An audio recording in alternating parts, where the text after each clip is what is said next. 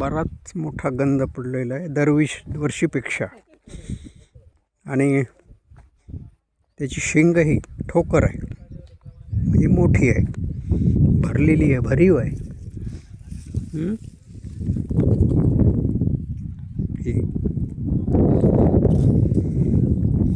आणखी जवळपास म्हणजे एका ट्रॉलीचं रान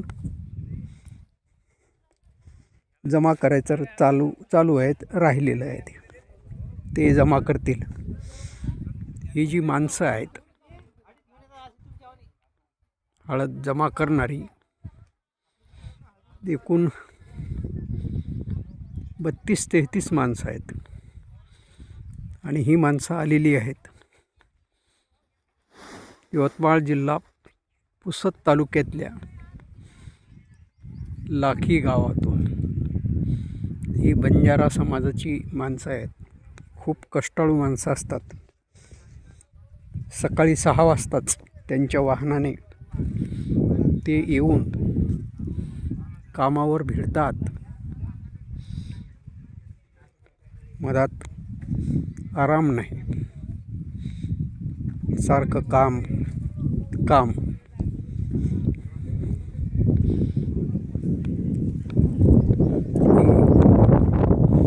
हळदीची कांडी जेवढी निघली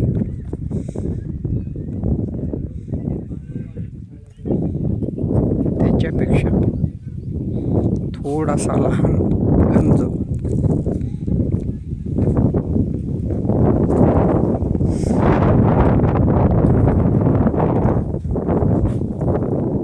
गट्टू सापडलेला आहे.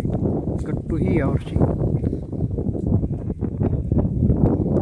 नेहमीच्या पेक्षा मोठा आहे आकाराने. अर्थात ही फक्त वेचणीची पहिली प्रक्रिया झाली. याच्यानंतर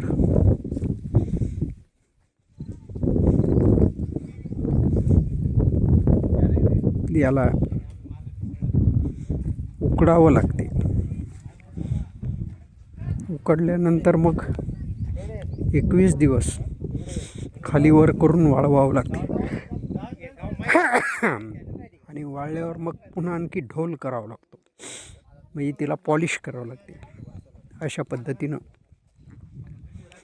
ही प्रक्रिया बरीच किचकट असते. ही काळी हळद